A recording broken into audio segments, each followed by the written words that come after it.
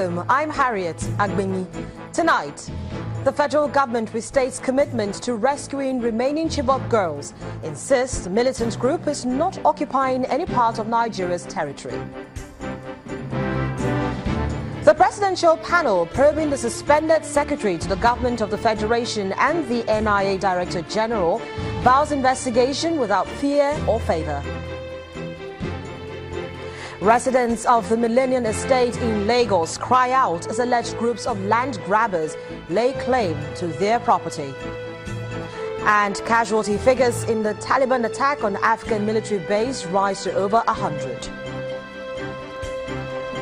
On Business News tonight, Nigeria's central bank creates special forex window for investors and exporters to boost liquidity.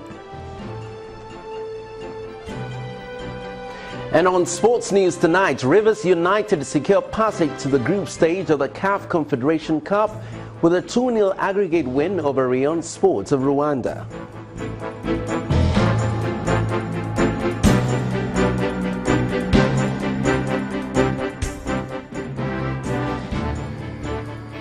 We begin tonight with a directive by the President to the Nigerian Air Force to maximize the capacity and efficiency of the newly acquired Mi-35M gunships to find and rescue the remaining Chibok girls who were abducted by Boko Haram terrorists in 2014.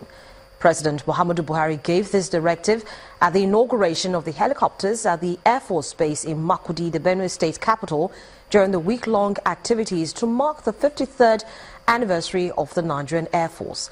The president was represented by the Minister of Defense, Dan Ali, who insisted that Boko Haram is not occupying any part of the Nigerian territory.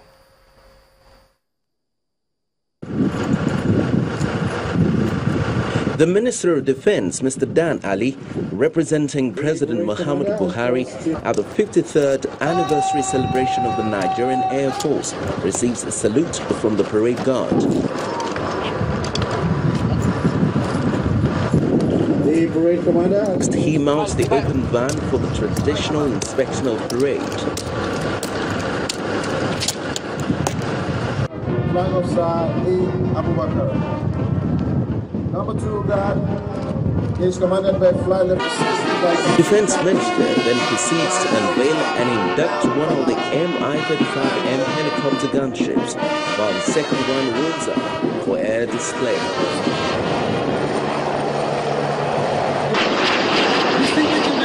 One after the other, Air Force pilots exhibit their talents, showing how prepared they are to confront insurgents and other criminals in parts of the country.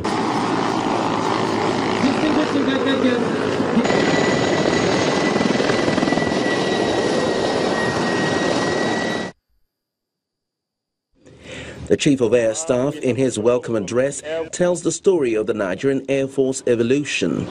How effective, efficient, enough has been, all this is a reflection of how we have developed from an Air Force that was rolling out bombs from cabins of aircraft during the Civil War to an Air Force that is controlling unmanned aerial vehicles on a bombing mission 200 kilometers from a ground-based station.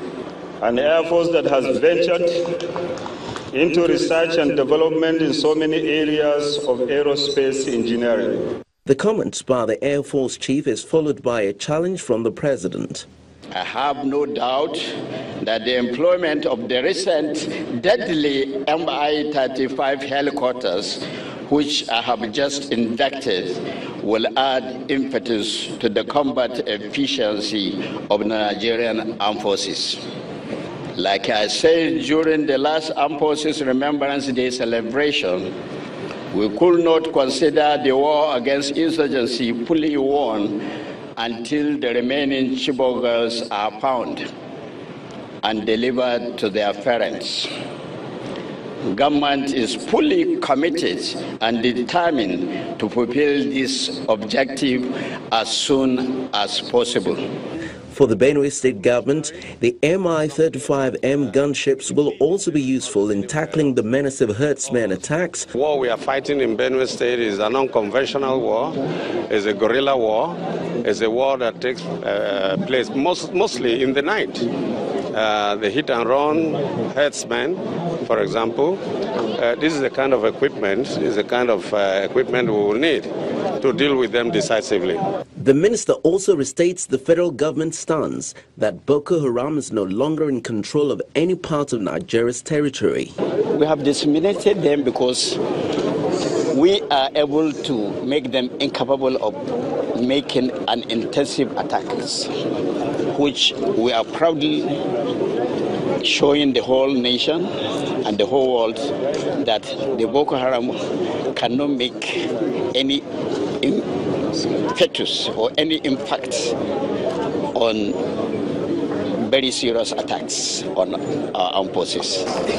Before the event winds down, the federal government delegation inspects some of the operational jets and exchanged pleasantries with some of the pilots in the flashpoints across the country. The Presidential Committee set up to probe some allegations against the Secretary to the Government of the Federation, Babachir Lawal, and the Director General of the National Intelligence Agency, Ayodele Oke, has vowed to conduct its work with utmost diligence without fear or favor.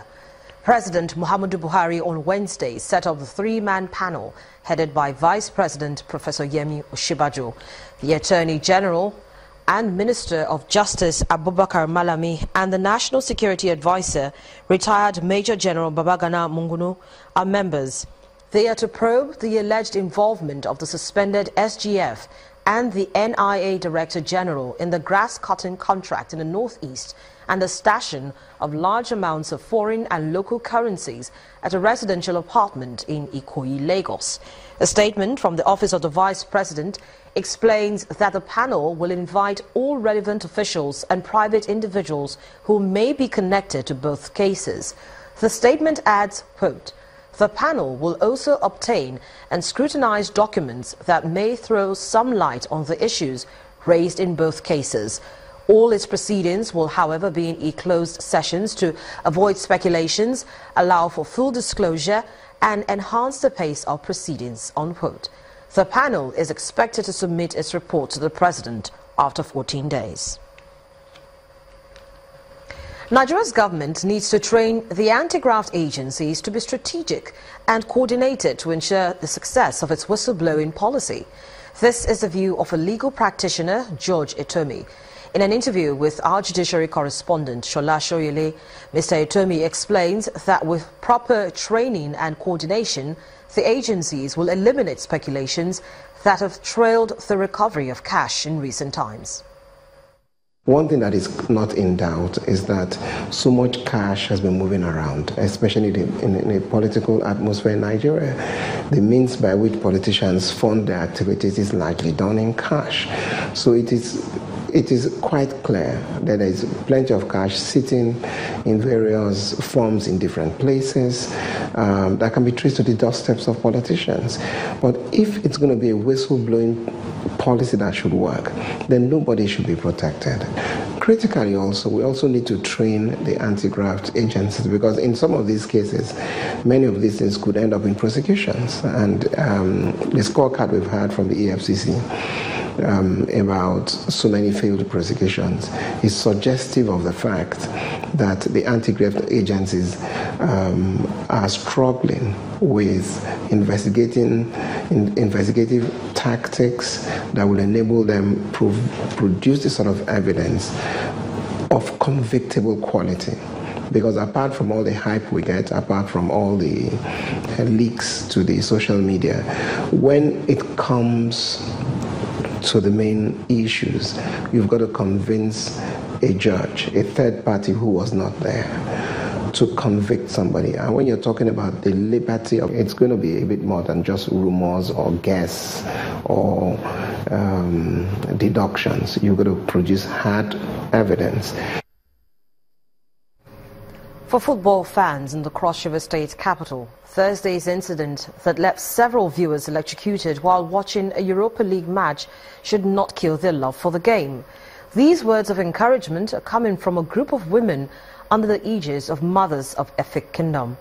They have promised to build a standard memorial football viewing centre in Inyasang community in honour of those who lost their lives in the incident. The group, led by a former federal lawmaker, Florence Itagiwa, has requested for a portion of land from the community where the new viewing centre will be sited.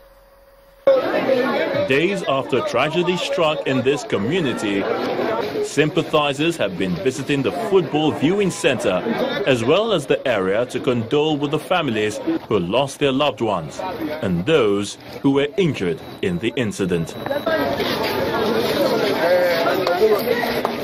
The latest of the visits is by these group of women, known as Mothers of the Efik Kingdom.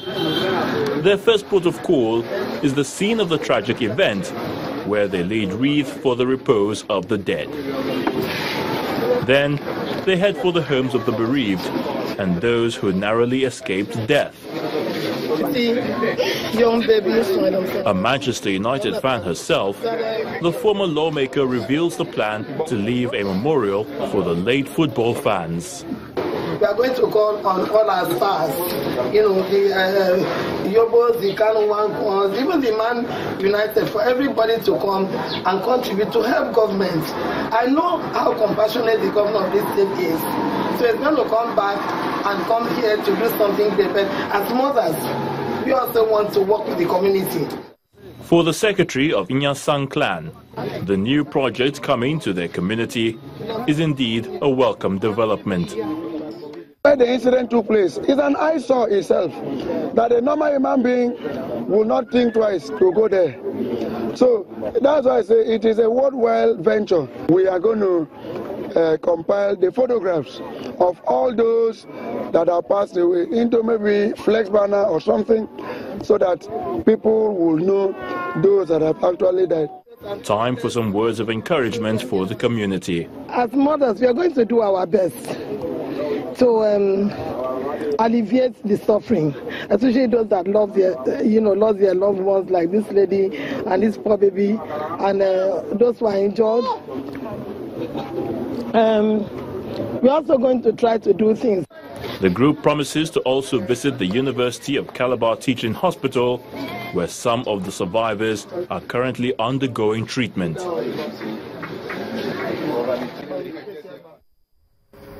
In Nigeria today, both elective and appointed public officers are occupied predominantly by Nigerians well over the age of 50. Comparatively, the average age of Africa's 10 most tenured presidents is 78.5 years, while the average age of presidents of the 10 top economies of the world is 52 years. In this next report, our correspondent Ajuri Ngilale examines the link between youth participation in governance and a nation's capacity to innovate and develop. Youth, elections, governance, power. How do they intertwine? And do they intertwine effectively in the Nigerian context? This is the fulcrum of a conference on leadership in Nigeria.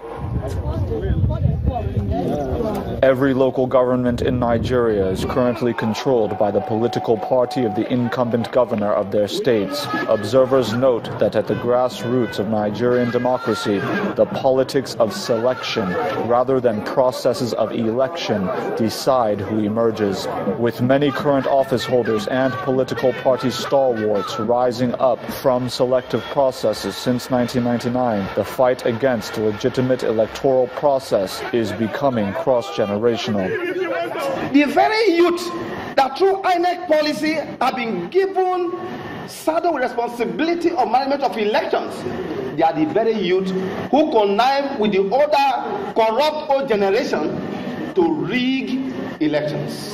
If you have your contemporaries, youth that are qualified, who have offered themselves, why would you allow yourself to be used? While the Nigerian constitution currently bars even the most gifted Nigerian youths under 35 from public office, the pursuit of immediate gratification is not the only factor darkening youth intention in electoral process. Even religious institutions are also in support of electoral rigging. The message will be that God gives power to whoever he pleases. So I ask myself, is there a divine right of election rigging as opposed to the right of people to vote? Experts detail that because institutions have eroded over time, youthful inspiration gives way to cynicism and personal integrity succumbs to compromise when all hope seems lost. Graduation.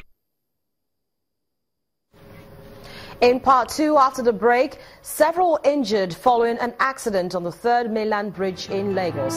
Stay with us.